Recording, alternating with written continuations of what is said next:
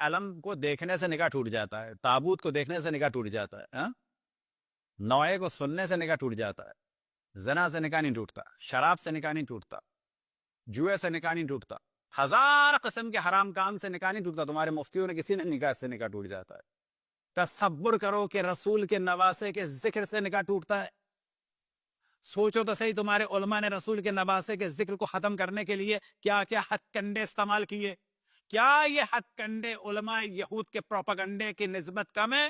سوال کیا جائے، اپنے تمام مسلمانوں سے کہا جائے کہ سوچو کہ تمہیں ذہن میں ڈالا گیا کہ حسین کے مصائب جس نوحے میں ہوں اس کا سننا حرام ہے، لیکن گانے سے نکاح نہیں ٹوٹتا، حتیٰ کوئی گائے بھی تو نکاح نہیں ٹوٹتا، سننا تو الگ ہے، ناچے دیکھ کے بھی نکاح نہیں ٹوٹتا، کوئی ناچے بھی تو نکاح نہیں ٹوٹتا، لیکن حسین کے ذکر سے نکاح ٹوٹ جاتا ہے۔ یہ ہمارے بھائیوں کو بتایا جائے کہ سوچو، یہ تمہارے علماء اسلام جیسے تھے یا یہ ان علماء یہود جیسے تھے کہ جو رسول اللہ کے خلاف تھے، جو حقیقت جانتے تھے لیکن حقائق کو چھپاتے تھے؟ جو علماء ہے نا وہ رہبائی کی طرح سے ہیں، وہ حقائق چھپاتے ہیں۔ کتابوں میں لکھا ہے کہ اشرف الانبیاء کے 12 خلیفہ ہیں، لیکن یہ جو رہبائے ہیں یہ نہیں آپ کو بتائیں گے کہ 12 ہیں۔ کیوں؟ یہ بالکل اسی طرح سے ہیں جیسے کہ یہودی علماء جانتے تھے کہ یہاں سے نبی نکلے گا، اس نبی کو پہچانتے تھے، جانتے تھے، پہچانتے تھے، لیکن تصدیق نہیں کی۔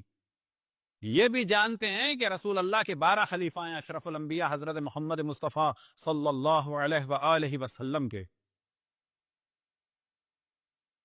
بخاری میں 1 روایت ہے، مسلم میں 9 روایتیں ہیں شاید یا 11، لیکن اس کا ذکر نہیں کرتے۔ رہبائی کی طرح سے ہیں یہ کوہین کی طرح سے۔ کوہین کون؟ کاہنوں کی طرح سے۔ یہودی کاہن تھے، حقائق کو چھپاتے تھے، اپنی دکان چلاتے تھے، انبیاء کو قتل کرتے تھے۔